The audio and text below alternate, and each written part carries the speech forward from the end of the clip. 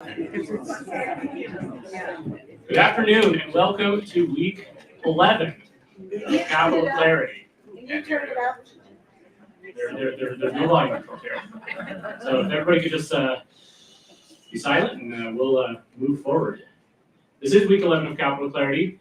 Capital Clarity was started several years ago by then Lieutenant Governor Janci and then Representative Dorothy Moon as a way to bring people into the political process, to connect them with lawmakers and elected officials and policymakers and the people who make things happen in our state and at the local levels as well. And I've been pleased to be a part of it these past 2 years. And a couple of years ago in the 2021 Capital Clarity session, we had Dr. Ryan Cole here explaining what was going on with the upcoming vaccines and the upcoming mandates. At that time, it was we were watching before our eyes as unprecedented things were happening and being put into place. And now, 3 years later, if you can believe it, it's been 3 years since the spring of 2021. Now here we are, and we can look back at what happened, look at what's happening now, and look forward to see how we can move forward as a free people, because I don't think that's a guarantee anymore. As a fun twist of fate, YouTube took down that episode because it was too controversial. They later reinstated it after I asked them, hey, this is a medical professional giving his medical opinion. Who are you, some person at Google headquarters, to decide that that's not acceptable? And they actually did put it back up. But I imagine this one's not going to last long. So you can, if you're watching this on a stream, hopefully you're watching on X or Facebook. This should be streaming to Rumble right now. I'll go check it and make sure it's working. But I appreciate everyone who's come out here, everyone who's watching online. We have a great show. We have not only Dr. Cole, but several other people who have been involved in this space for the past 3-4 years, and they're going to share their stories and their experience and their expertise. So I am going to stop talking and turn this over to Dr. Ryan Cole.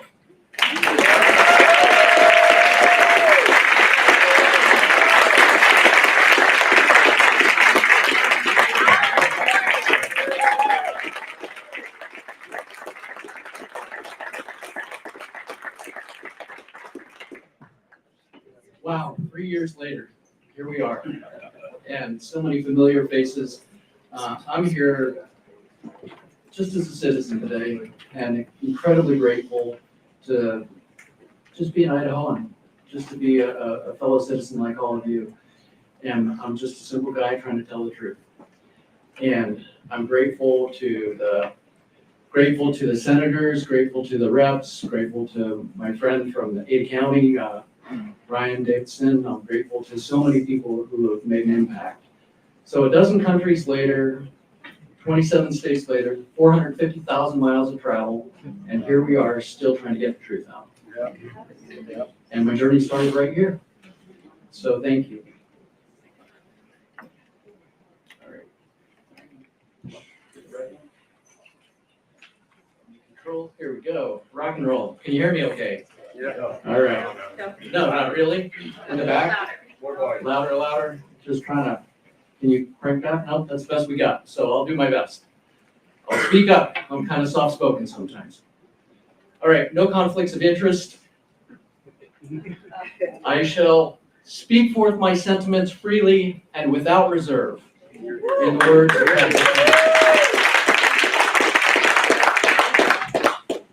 when tyranny becomes law, rebellion becomes duty. Yes. I'm not here to judge anybody. If you got a shot, I'm just saying, don't ever get a genetic shot again, okay? I have sympathy and empathy for so many who've been injured. People thought they were doing the right thing. This is about telling the scientific truth and the outcomes that we've seen since then. So let's make sure we don't judge each other. Let's be kind. It's time for empathy. But it's also time to continue to stand up against what's going wrong. I'm going to quote Patrick Henry again. It is natural to man to indulge in the illusions of hope. We are apt to shut our eyes against a painful truth and listen to the song of that siren till she transforms us into beasts. Is this part of wise men engaged in a great and arduous struggle for liberty? Are we disposed to be of the number of those who, having eyes, see not, and having ears, hear not, the things which so nearly concern their temporal salvation? For my part, whatever anguish of spirit it may cost, I am willing to know the whole truth, to know the worst, and to provide for it.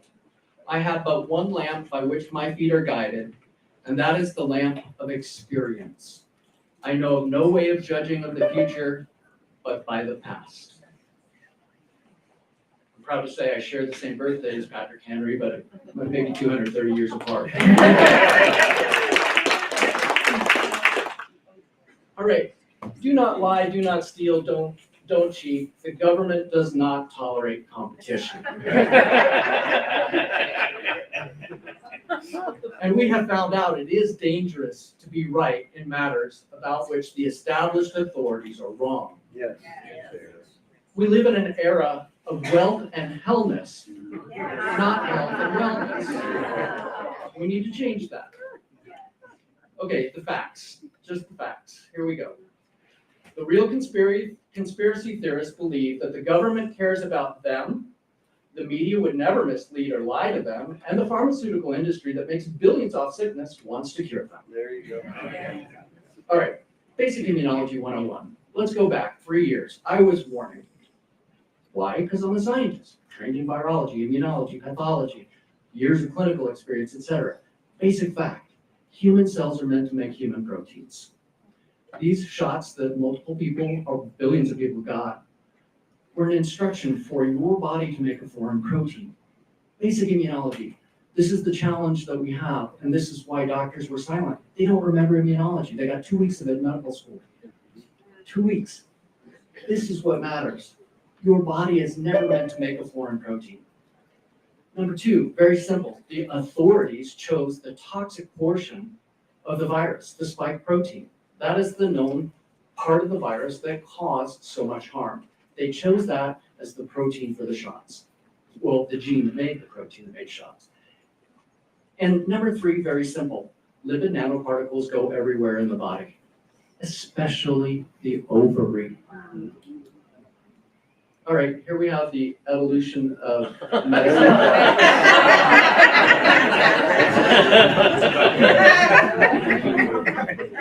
And I believe that scientists should have to wear sponsor jackets like NASCAR.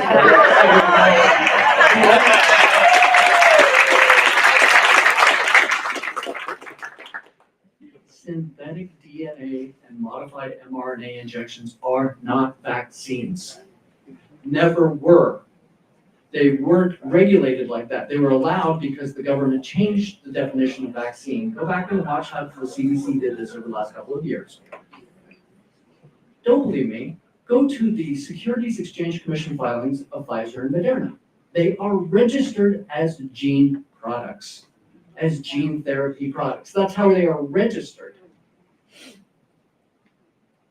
Look it up. We still don't know the long-term consequences. Prior to the pandemic, there were 4 genetic products on the market. Those took anywhere from 6 to 14 years to bring to market. 6 to 14. For a successful technology, reality must take precedence over public relations, for nature cannot be fooled. More injections equals more infections. Don't believe me? Go to the Cleveland Clinic. Look at their study. More shots you got, more infections you got. Plain and simple. Hi, I'd like a wake-up call. Okay, you've had COVID 3 times already, even though you've had 6 boosters.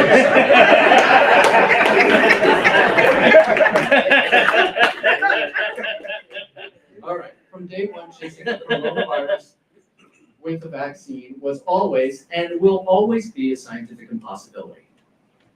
We still, to this day, don't have a successful vaccine against coronavirus, as you can see by the wake-up call.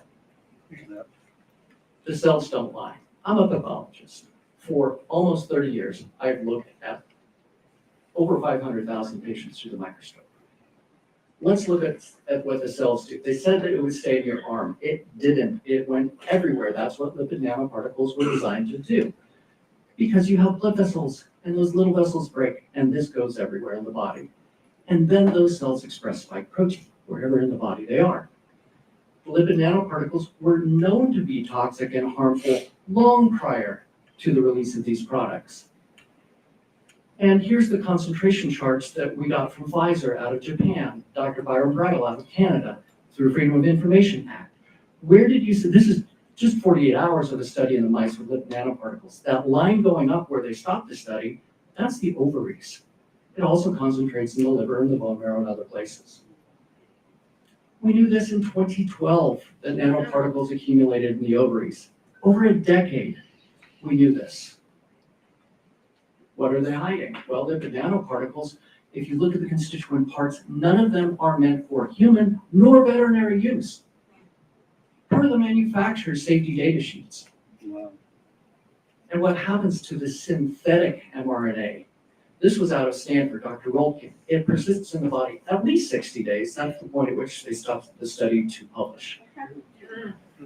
The spike protein after the vaccine, Dr. Brogna and his colleagues out of Europe showed in half of patients the spike protein after the last shot given was still circulating 6 months later. How much longer? We don't know. He stopped the study at 6 months to publish. Then they told you it's safe and effective, but then the researchers out of Cambridge and Oxford, they came up with this interesting study just 3 years into this saying, well, that synthetic RNA, it shifts and gets sloppy, and the body's making proteins that it shouldn't because the mRNA isn't even being read properly. Did they tell you that? I don't think so.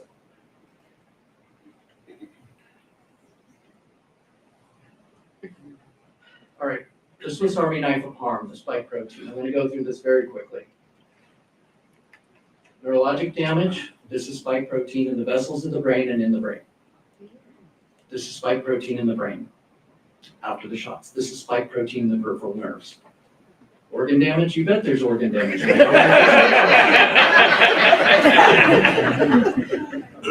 Spike protein from these shots goes to the liver. Sorry, my mouth was faster than the button. The spike protein causes autoimmune problems. That's your body attacking and eating itself because the body's making proteins it shouldn't because the mRNA wasn't being read correctly all the time. And then you're prone to autoimmune attacks. We knew this in 2005 when research was being done on vaccines for SARS-CoV-1. They knew it would cause hyperimmune responses. What about the heart? Well, all those blue dots, that's inflammation. That's the myocarditis you hear about.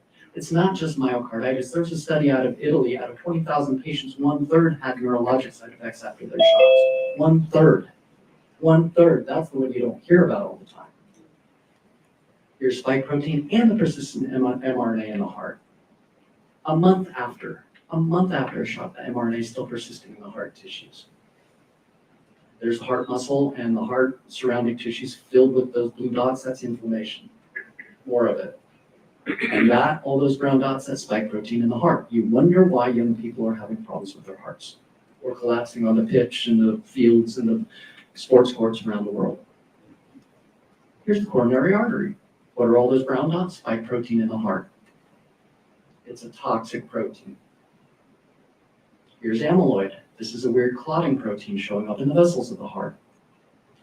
What about this study out of Japan by Nakahara and colleagues? In this study, they had a vax versus unvaxxed group. Every single person in the vax group had abnormal sugar uptake in the heart. Your heart likes to burn lipids and ketones, not sugars. Yet every heart in this study, months after administration, was still having improper uptake. Every heart was showing damage. Every heart in that study. Adrenal glands, those are important for so many functions in your body. Here's the spike protein in those glands. Here's the spike protein. This is from my colleague, Dr. Burkhardt, the late great Dr. Burkhardt in Germany, fantastic pathologist. Here it is breaking up the connective tissue fibers of the skin. Where else do you have connective tissue? Everywhere in your body. Uh-oh.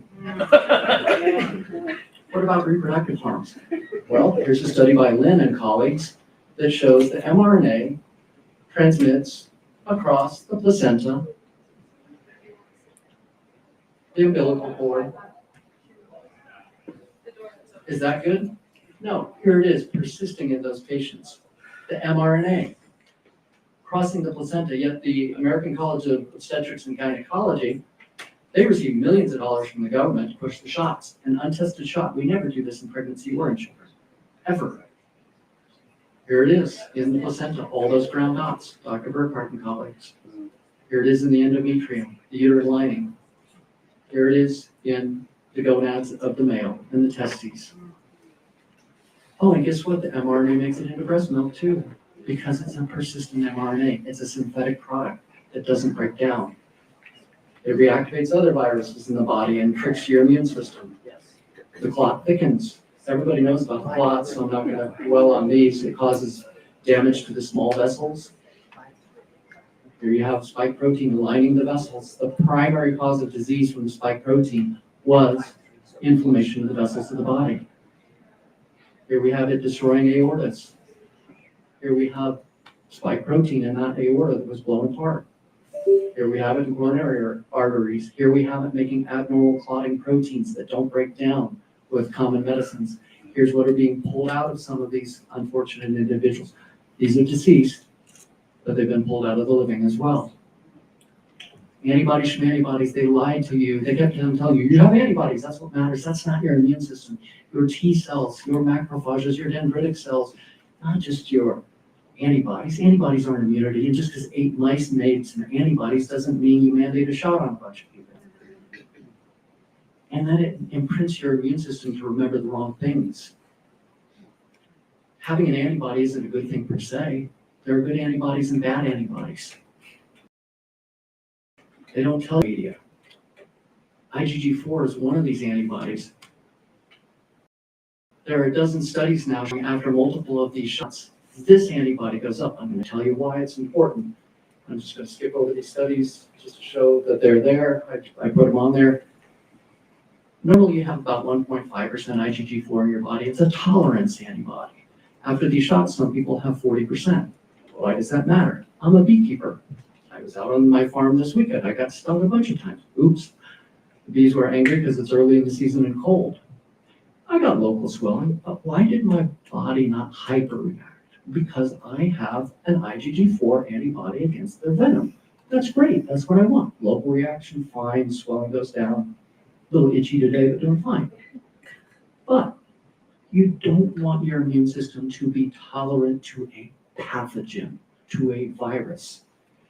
And exposing people to the wrong protein constantly over time makes the body tolerant, and it makes you a sitting duck in the water for another pathogen to come along and wreak havoc very quickly in the body.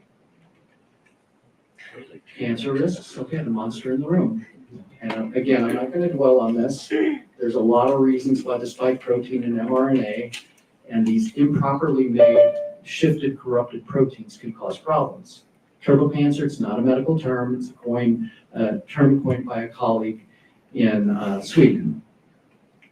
Absence of evidence is not the evidence of absence. I'm going to show you some evidence. If you can question it, it's science. If you can't question it, it's propaganda. Yep. You can't find what you don't look for. What do pathologists do? We look. So let's look together and not be blinded, like some of our federal officials are, unfortunately, and we can see why those monkeys are blinded. Good friend, Dr. Deay out of the UK. I've had dinner with him. He was one of the early ones, leading cancer researcher in the UK. After the rollout of boosters, he said, we've got to stop this. He just saw an explosion in his young patients in his cohort of cancer. Spike binds to cancer families of genes. P53 is one of those families of genes. It is the guardian of your genome. You dysregulate that, all bets are off. Here's a cancer in the stomach, slides of Dr. Burkhart. Every single one of those cancer cells is expressing spike protein, which means every one of those cells is replicating the sequence of spike protein. Here's an adenocarcinoma of the pancreas, spike protein in every single cancer cell. Here's a patient that got a booster 3 weeks later. On the right, you can see how his tumor burden went up because of immune suppression. Wow. look at the data in the UK in 2020, and this is from their disability database, there's about a 1% increase in cancer. By 2022, we were up to a 37% increase in disability claims for cancer. And there's the cancer rates. I'm not going to read them all because I don't have time. Here's cancer deaths in the 15 to 44-year-olds in the UK from the National Health Service data.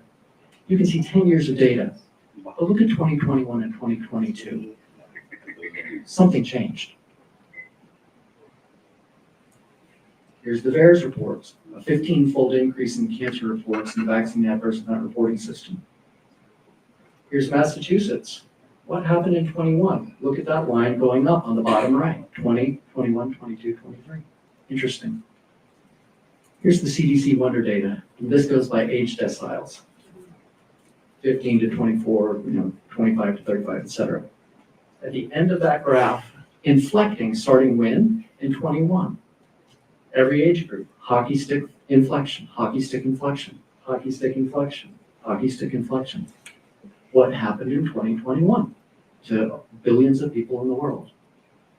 A genetic product falsely advertised as a vaccine was injected into billions. Don't believe me? Here's more cancer data. There's the trends. When did it inflect? 21. American Cancer Society, we're 14.6% above expected average rate now. And when did that inflect? 2021. Same. Here's the problem. There was a bait and switch. A very synthetic genetic product was manufactured by Pfizer. And yet the world got a different product, not the one tested. They grew it in bacterial cultures instead of synthetically making it. Bait and switch to the whole world. Not only are the shots falsely advertised, but they're contaminated. You were told it was an mRNA, right? And it breaks down quickly. Guess what? Because of growing them in bacterial cultures, they're contaminated with plasmid, little circle DNA, by the billions and hundreds of billions of copies. Who knew? Your FDA, Canada's FDA, the European Medicine Agency, Therapeutics Good Administration in Australia, they all knew. Yet they mandated a contaminated product to the world. Every vial tested in every lab that's done this around the world so far has found DNA contamination. Oh, and it also has a monkey virus sequence in it, SV40. This was the problem with the polio virus back in the 90s, the 99 congressional hearings, because this contaminating virus, when vaccines were grown on different cultures and whatnot, were contaminated, which led to solid tumors. They knew about this, the excellent work of my colleague, Dr. Kevin McKernan, a world genetic expert. He found this. We found this by accident. The FDA says, well, most traditional vaccines can have up to 10 micrograms of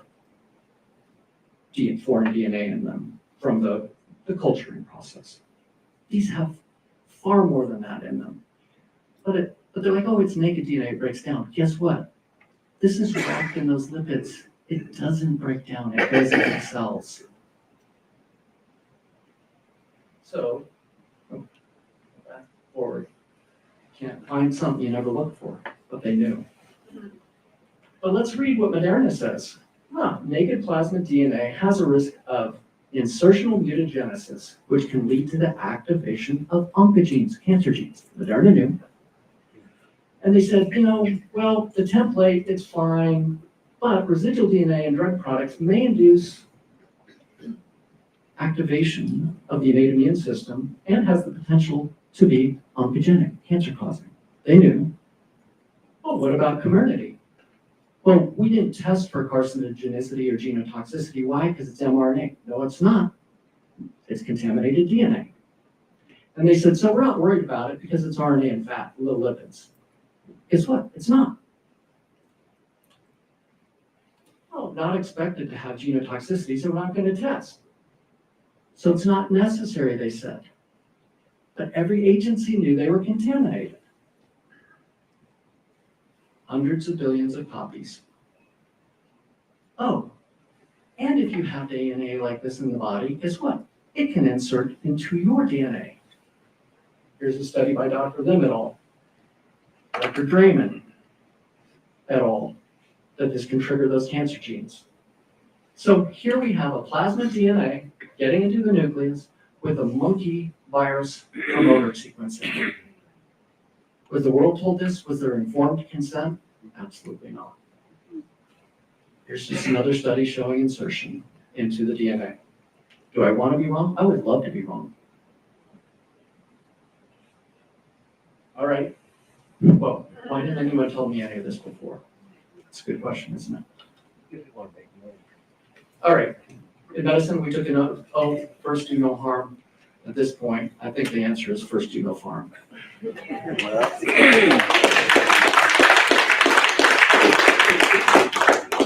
All right, I need to warn you about the new mutant variant that's been discovered. I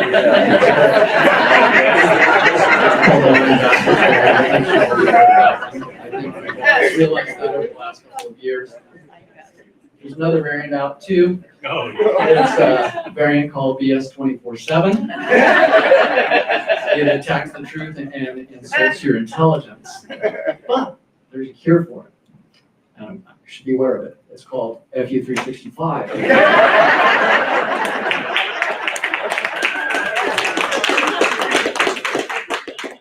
All right, there are two ways to be fooled. One is to believe what isn't true, but the other is to refuse to believe what is true.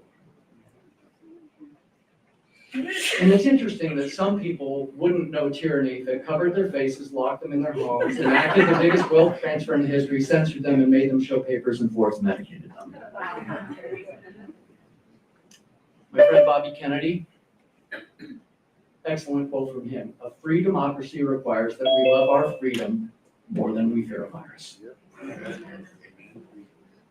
So be like the ostrich on the right, stay away, don't be like the ostrich on the left.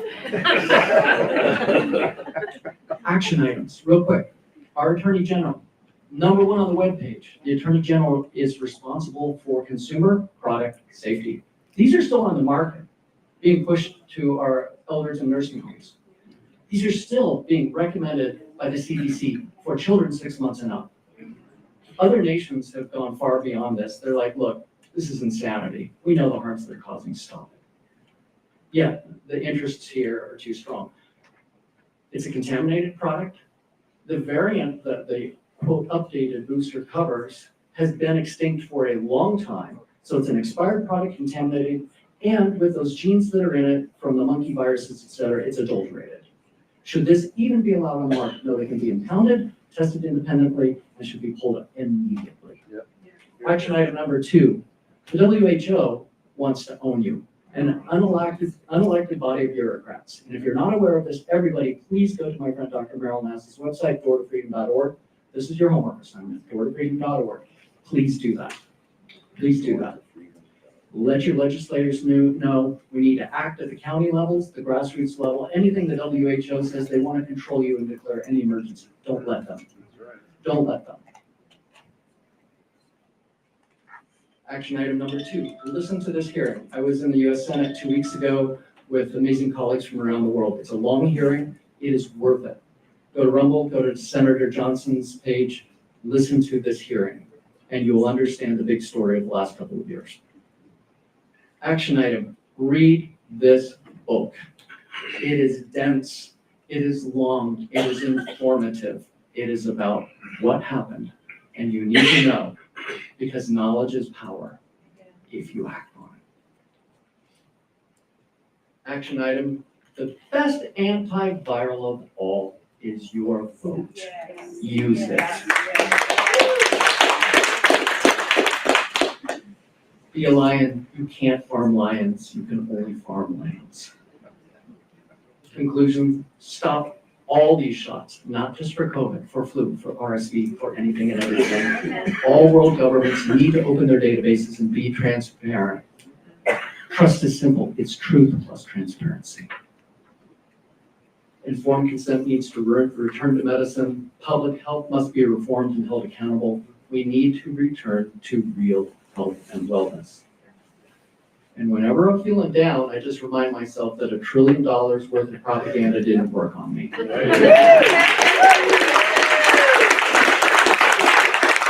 is a just God who presides over the destinies of nations and who will raise up friends to fight our battles with us. Amen. The battle, sir, is not to the strong alone. It is to the vigilant, the active, the brave. If life so dear or peace so sweet as to be purchased at the price of chains and slavery, forbid it, Almighty God.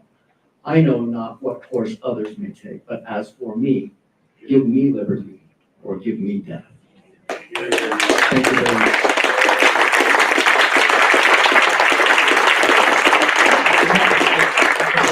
I don't want to take too much of my colleagues' time, but if there are a few questions. All right, we can do 1 or 2 questions. I'm going to bring the microphone here so that people on the stream can hear. By the way, just real quick, if you're tired of sitting on the floor, there's an overflow room 2 doors down in room WW53 that you'll be able to see the rest of the presentations if you want a more comfortable chair.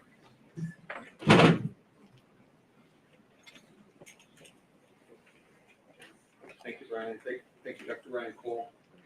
That's just I'll talk about it. My question is, what is the cost of standing? Many of us have seen in the news stories about Washington coming for your license, Idaho coming for your license, St. Luke's coming for your practice. Can you tell the people of Idaho what it costs when you believe something and you stand against the government? It costs you everything. Do I have a job anymore? No. I had to sell my lab. I was forced out by St. Luke's Insurance Company, their CEO, and their corrupt actions. Washington, look, I spoke freely. Did any patients complain? No. Were there any patients harmed? No. But they didn't like that I was sharing science. It may not be convenient science. I may be right, I may be wrong. But what I always reserve is the right to speak, because that is the fundamental part of our First Amendment, what founded this nation. Yeah, that's right. And if you don't have free speech, you don't have a democracy. So I've been attacked mercilessly. Who owns the media? The pharmaceutical industry. We know that. 75% of their funding comes from pharma. Who owns our regulators? Pharmaceutical companies. They're in bed with them. The price of free speech is sacrifice. The price of being right, for which maybe I'm wrong on a few things, most of which I'm not. But if you disagree with me, quit attacking me with lawfare. We're seeing this era of woke lawfare. You know? How many of those people said, you know, I don't agree with you, let's sit down and have a conversation? None. None. None. We've lost the art of dialogue. We've lost the art of discourse. We've lost the art of disagreement. We have to agree to disagree sometimes, but more importantly, we have to agree to have a conversation. You don't have to like me. You don't have to like what I say. But I reserve to the deaf my right to speak, and I wore the uniform of this great nation and would defend that for anyone. So the cost of speaking like this has cost me my career. Would I do it all over again? You bet I would.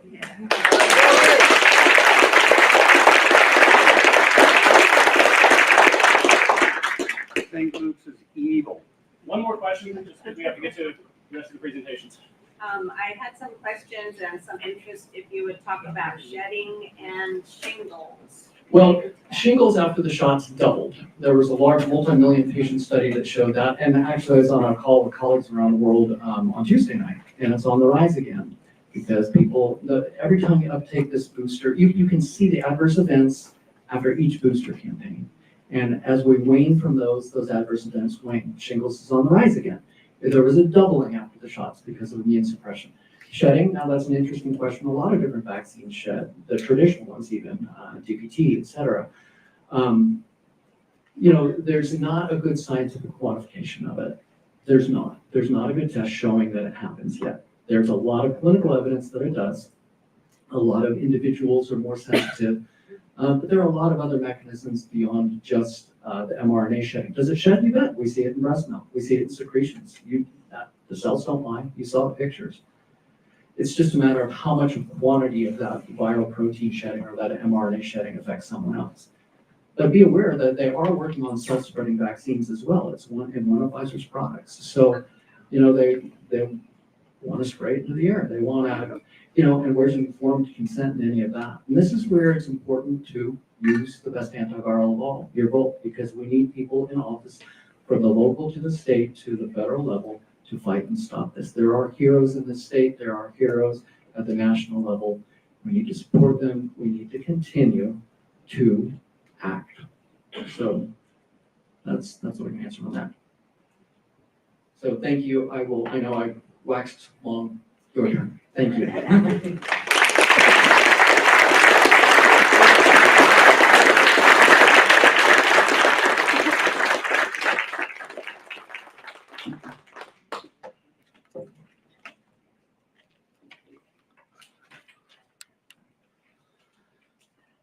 Hi there.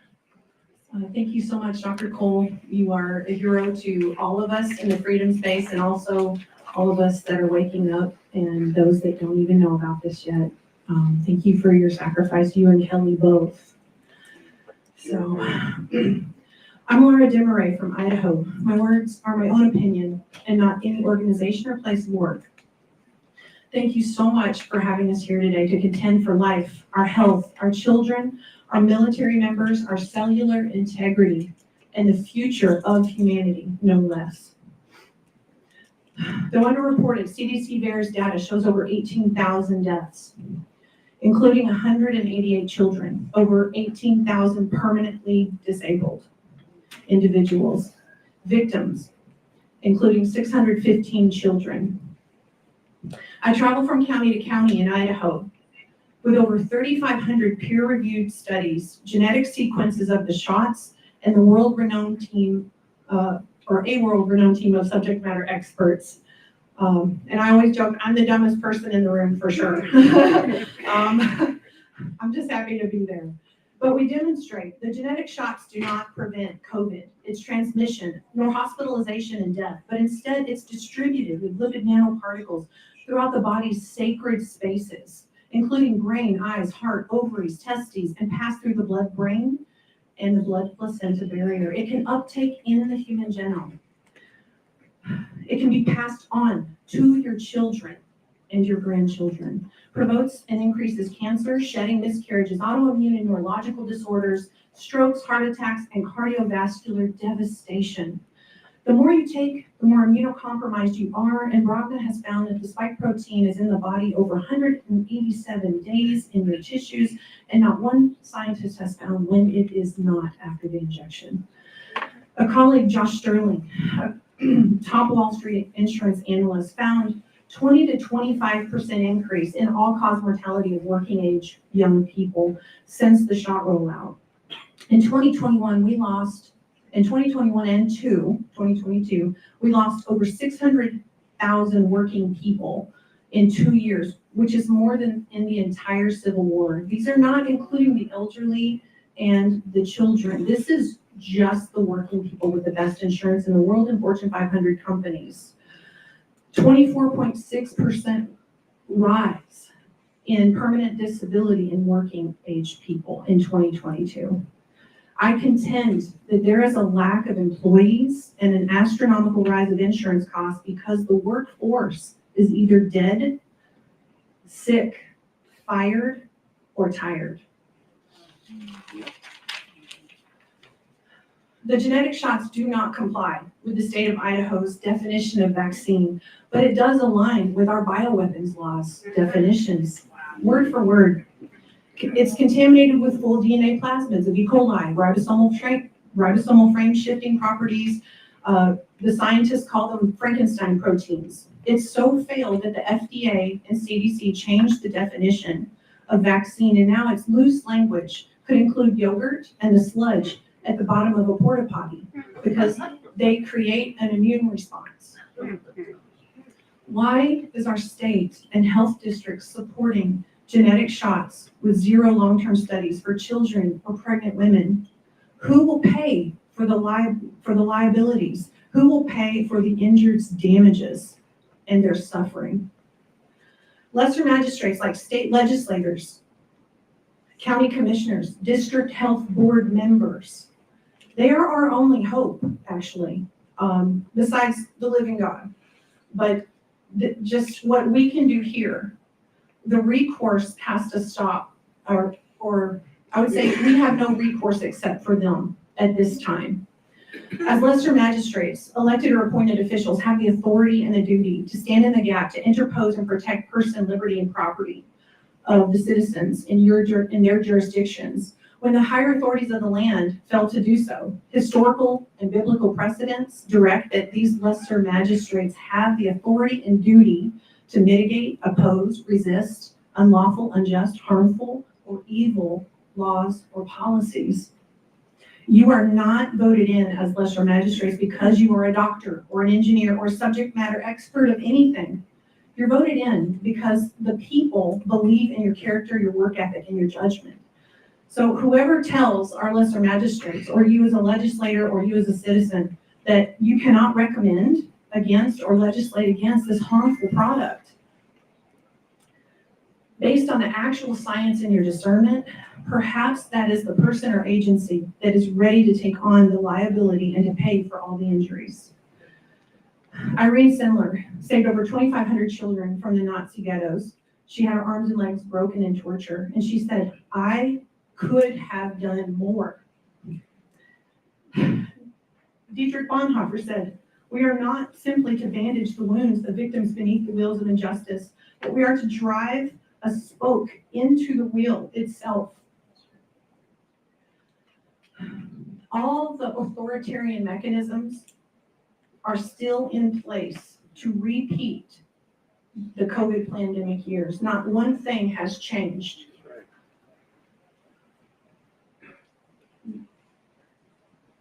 I hope that we encourage and embolden our legislators, citizens, lesser magistrates to create and support freedom-focused bills. Remove the gene shots from our child's schedule. Recall them altogether, or demand transparency, or support no mask mandate bills or no vax mandate bills.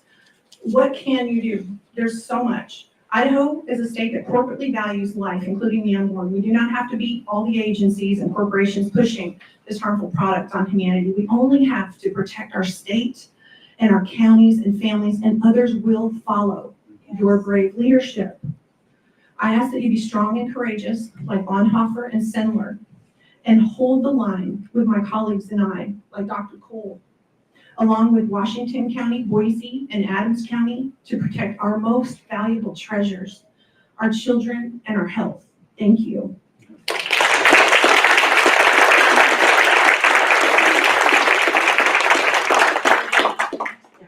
Okay, so some of the colleagues that go with me so graciously from county to county. First, I have Dr. Janci Lindsay, who is a molecular biologist. Dr. Janci Lindsay, can you hear us? And you have the floor, ma'am.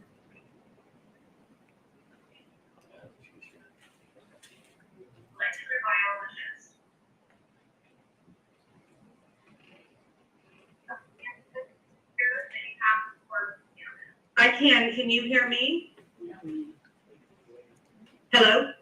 Yes, we sure can. Okay. Hello, can you hear me? Yes, we can hear you. Go ahead. Okay. I'm trying to pause this because we couldn't hear this through the rest, so excuse me. My name is Dr. Janci Lindsay. I'm a molecular biologist and toxicologist. I have over 30 years of scientific experience. I testify nationally and internationally as an expert witness. I have vaccine development experience myself at Baylor College of Medicine in the 1990s. I know what gene therapies are, and these are gene therapies, make no mistake. Dr. Cole covered a lot of the stuff that I would have normally covered, so I want to go to what he did not. I want to say again that the public was deceived about the nature of the shots and how they were made. The shots were tested on people in the clinical trials. The shots that were tested on people in the clinical trials were made using a bacterial expression system that was called Process 1. Everyone else got Process 2, which was made using a bacterial expression system. These shots are heavily contaminated with DNA plasmid. The DNA plasmids can cause a phenomenon called insertional mutagenesis, which most often leads to cancer. This was well known and well warned of by the recombinant DNA committee, which was unfortunately disbanded in 2016 under unusual circumstances. They used to be the gatekeepers for gene therapy technologies not getting out to the public. In the past, they actually sterilized people that received gene therapies if they knew they went to the testes or the ovaries, because they knew that these could be transferred to the next generation. None of this has been done with these gene therapies, even though we knew right away they went to the ovaries and testes. Egregiously, from my perspective, as I used to work in reproductive biology, is that not a single reproductive lab in the whole entire world, after knowing these go to the ovaries and testes for over 2 years, has tested the gamete. You unblock her. She's too hot. Recently, within the past couple of weeks, a researcher in Europe found that that ovarian carcinoma cells in vitro were having an integrative event from these genetic vaccines, and also replicating within these cells. The plasmid DNA was replicating within these cells, which may be an explanation for why these are lasting so long. Something else that Ryan also didn't mention was that these shots carry antibiotic resistance genes. These antibiotic resistance genes can be passed to the bacteria in your gut and to your cells and make you resistant to kanamycin and neomycin. Now, this class of antibiotics is used to treat tuberculosis, and this would normally never be allowed, just as an SV40 promoter would normally never be allowed to be used for human purposes. This SV40 promoter being there, and a nuclear targeting sequence was added to the promoter in these plasmids. This is egregious. They are permanently trying to target and cause insertional mutagenesis. These absolutely should have been pulled. This is a crime against humanity. I can't say any more strongly that there is a lockstep approach from the regulators to push this under the rug and to say everything's fine while they keep injecting babies, knowing that this can cause cancer and that this can cause lethal autoimmune disease. So I'm going to wrap up right here and just say that all of the childhood vaccines are being transitioned to this dangerous technology.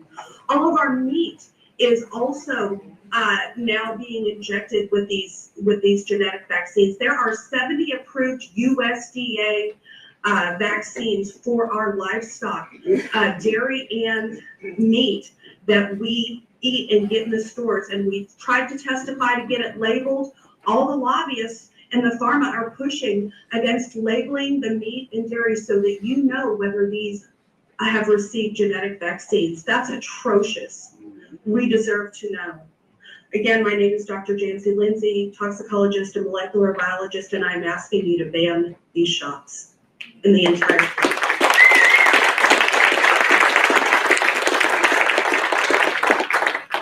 Thank you so much, Dr. Lindsay. Dr. Biss, can you hear us, and you have the floor? Dr. Kimberly Biss? Your microphone is off. Can you hear me? Yes, we can. Thank you. You have the floor, Okay. Dr. Biss. I'm going to go ahead and share my screen if I could. Somebody else may have to allow that. I'm not allowed to do that. The host has to do that. But while I'm waiting for that, thank you for allowing me to speak. I'm speaking on behalf of myself and do not represent my employer nor the hospital that I serve as a medical staff member in good standing. My name is Kimberly Biss. I'm a board-certified obstetrician gynecologist that practices in St. Petersburg, Florida. I graduated from medical school in 1993. I've been in private practice for almost 26 years. If you include my residency training, I've probably taken care of 8,000 pregnant women. Let me see if I have the ability to share my screen.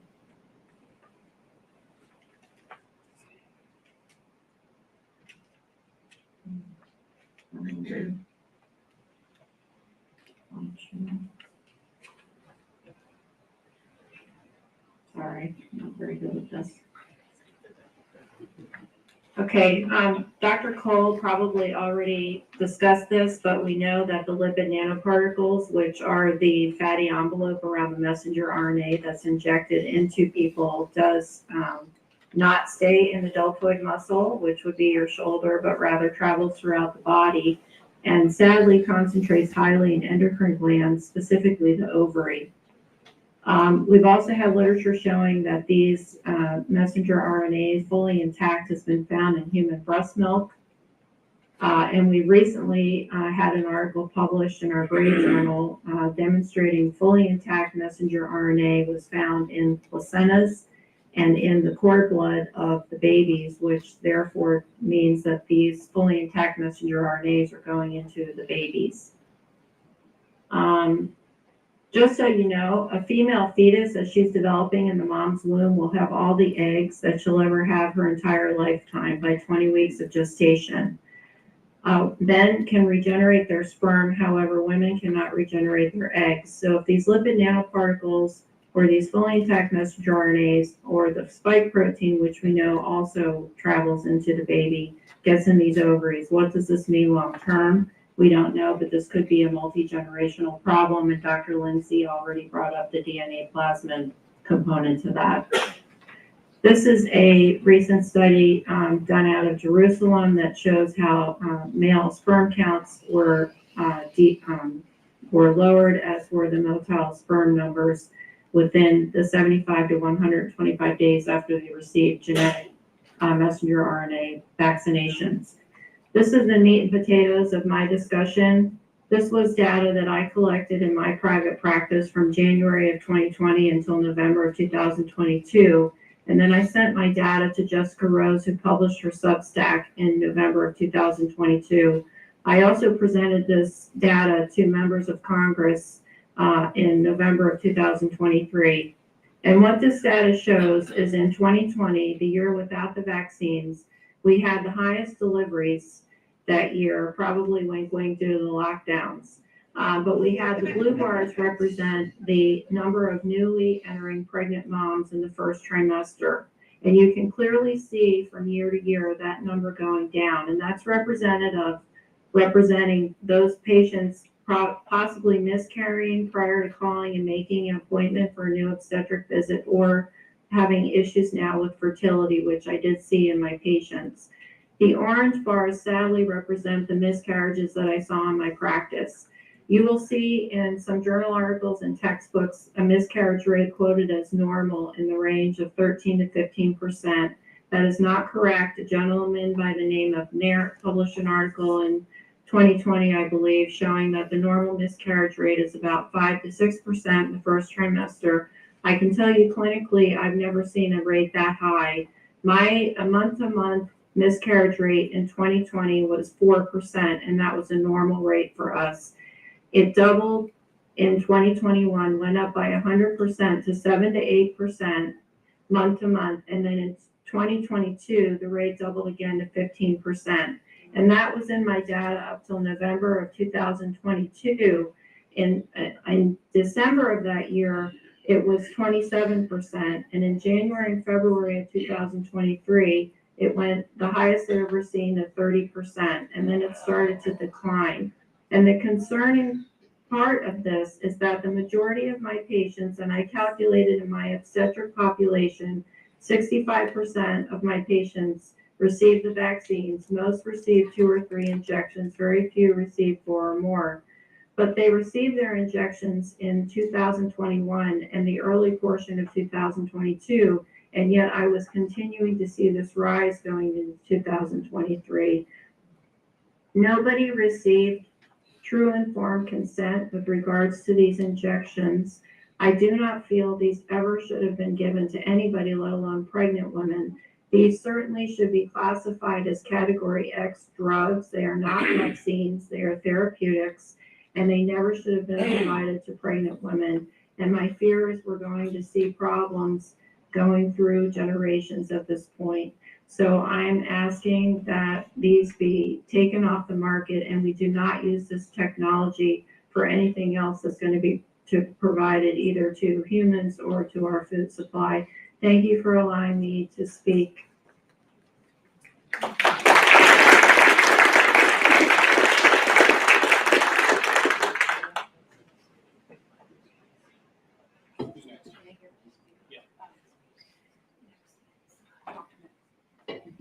Dr. Moon?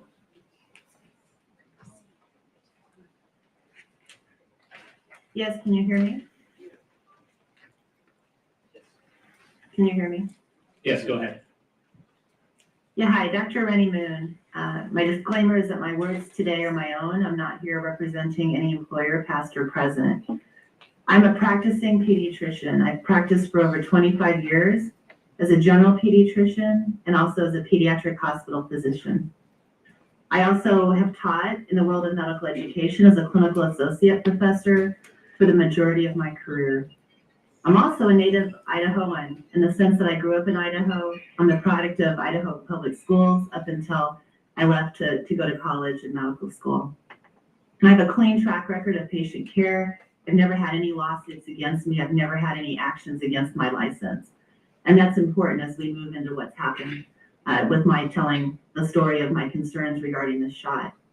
I'm going to start by saying that there clearly from the data has never been an emergency for our nation's children when it comes to a COVID-19 infection. Your otherwise healthy child had a statistical 0% risk of a fatality from COVID, from the infection itself. The data is clear about that. It wasn't an absolute zero, but millions upon millions of children had this infection and had minor symptoms, cold-like symptoms. Some were hospitalized. Fatalities were extraordinarily rare. In that context, we have to be very careful with what product we're giving them. And you have heard about the literal avalanche of data that we have showing that this product is not only ineffective, but it's extremely unsafe for our children. We have no idea what the long-term health effects will be for our nation's children who took this. And we know with certainty that there have been fatalities. There have been deaths from this shot. Without a doubt, autopsy-proven fatalities. We have been silenced and threatened when we have tried to speak about this. Now, I want to be clear, I actually never ordered this shot for any one of my patients because the data was clear as it rolled out. There was something very wrong with this. We had an untested product that we were told to give to children who had a statistical 0 risk from the infection itself. So what in the world were we trying to protect them from? It's been unbelievable to watch this roll out. Now, I've lived in Idaho for a majority of my career. I practiced, however, in Washington State, so just across the state line. And I will tell you that we were so silenced and so threatened in Washington for speaking that it's just really unbelievable. And it speaks to how captured this whole system is and how terrible it is, what's happening. I'm going to get into that in just a second, very briefly. But we have been so silenced. Medicine is based on a foundation of science and discussion and data and open and robust debate. We have lost all of that. This pediatrician has direct knowledge of patients who have been harmed by the COVID shot. There is no doubt in my mind and in the minds of the physicians that are speaking to you today, and the many tens of thousands of physicians who are silenced worldwide who have been trying to speak. I have no doubt. I'm going to give you one example. I just met another patient harmed by this shot last week.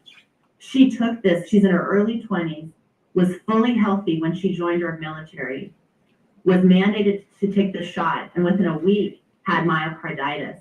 Myocarditis is not a symptom. Myocarditis is inflammation of your heart that is diagnosed medically.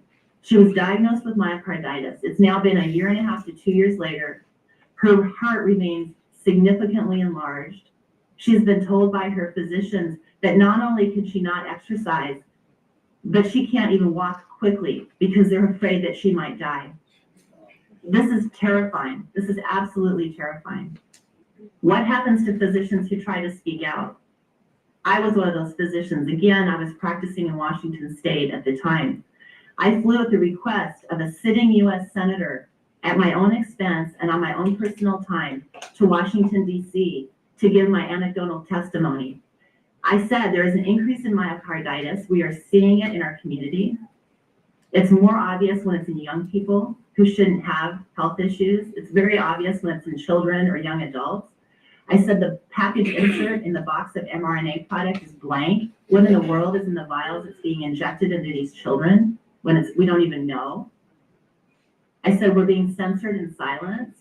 And I said other nations have shut this down. As a result of my testimony, my medical school employer, several months later, terminated my employment with them. They fired me for speaking. Not just my right to speak, it's my obligation to speak. It's the obligation of all of us to speak when we see something that is happening that is very, very wrong. How do I know that is why they terminated my employment? You can read the letter from the medical school employer. They actually wrote it in the letter. Read it. You draw your own conclusions. I'm going to conclude today by saying that the health of our children is the future of America. We have to get this right. We have to get this right. Right now, we're literally fighting for our children's health. This COVID-19 shot, this genetic synthetic product, is on the traditional childhood shot schedule right now. If you look it up, it's on there under emergency authorization measures. Again, there was never an emergency for our nation's children. They deserve far better than this. The future of our entire nation is literally at stake here. Please, America, we need to find the courage to fight this, and you find the courage by speaking out. Everyone, please continue to speak out and get these shots off the market. They're dangerous. Thank you.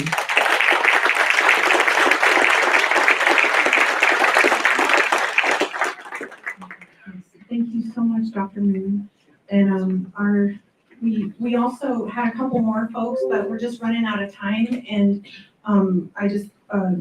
Sasha Latipova and G.I. Jane, who was an injured military pilot, they were here also to speak on Zoom, but we just don't have long enough in the day.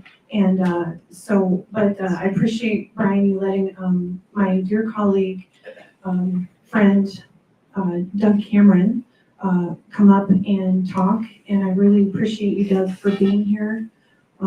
You are an inspiration to me as well. And everybody meet Doug Cameron, and I'll let him introduce himself.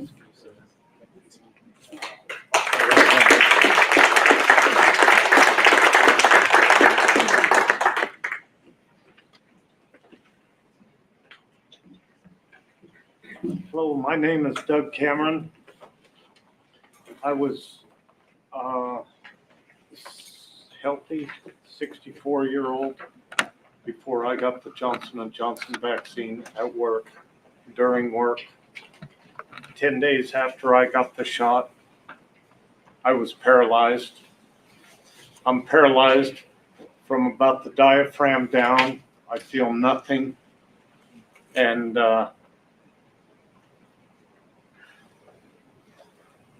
after I got out of the hospital, 105 days in the hospital, I was fired from my job for 15 years as farm manager. And I am working right now. I always wanted to work.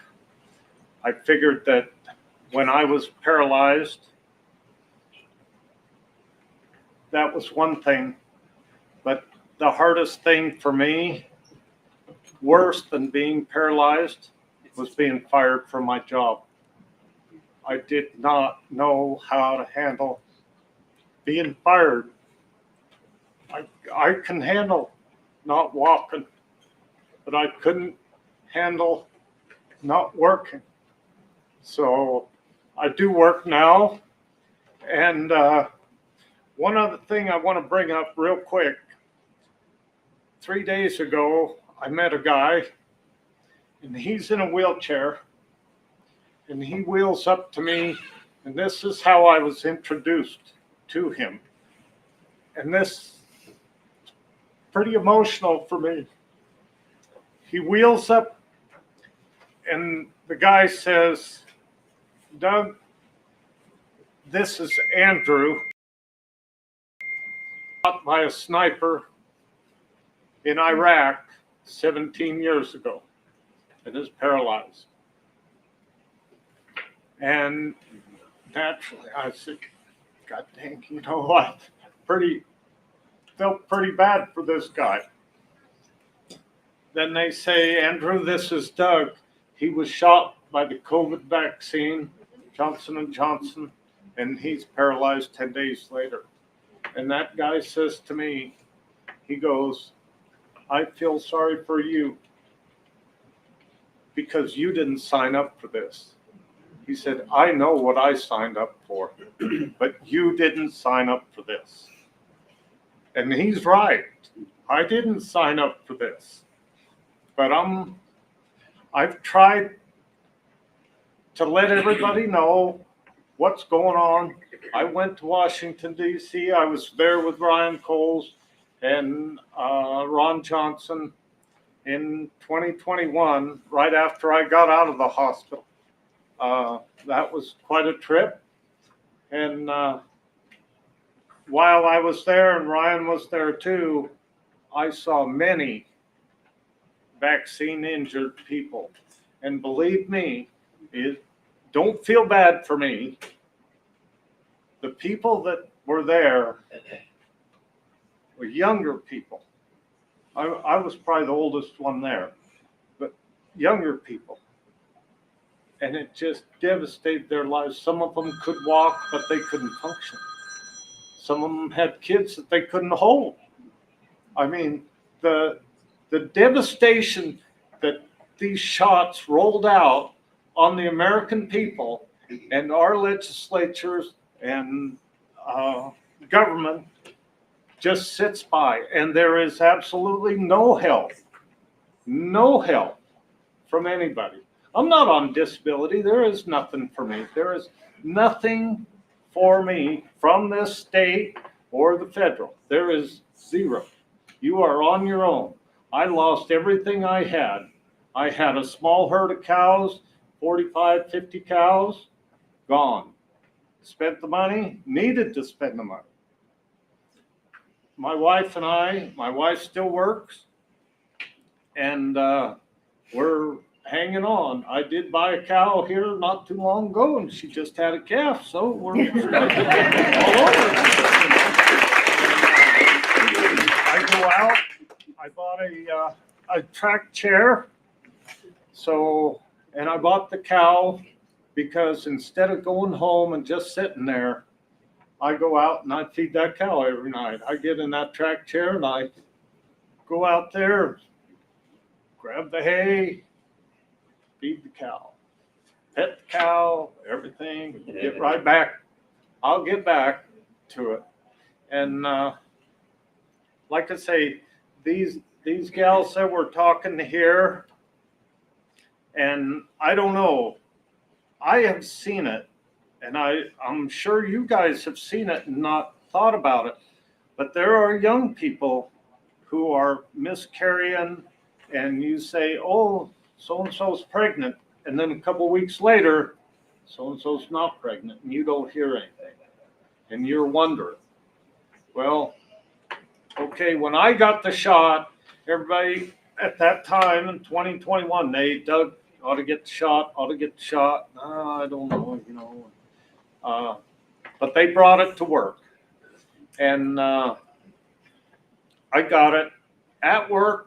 I just stepped out of my pickup, went in the office, got the shot, got back in the pickup, and back to work I went.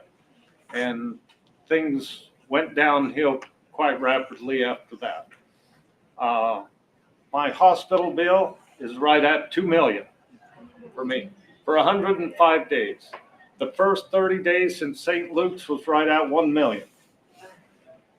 Thank God I had insurance. And today, my insurance is still ongoing because I need things that to function. And my wife has good insurance, and she's working and working that way. I'm not destitute, and I'm not claiming to be destitute or anything. I would have appreciated some help from the state or federal or something, but I've never been on the dole, and I'm not going to be on the dole. And I don't believe in being on the dole. And but a handout would have been all right. I would have taken a handout.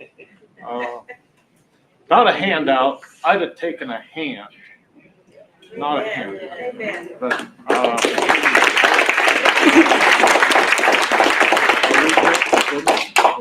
well, thank you very much, and I appreciate it.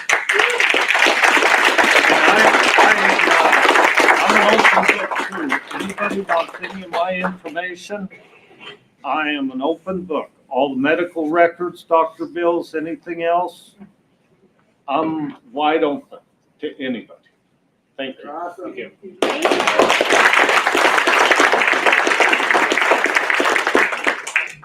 Well, thank you all for coming, for braving the floor and the crowds and the overflow room, if you can see us from there. Thank you to all our presenters, Dr. Cole, Ms. Demaray, Cameron, and all those who are online and those who we didn't get to. Thank you for staying a bit late. I'm sure you can catch a few of these folks out in the hall, but thank you again for coming to Capital Clarity, and we will see you next year. Let's make some good things happen.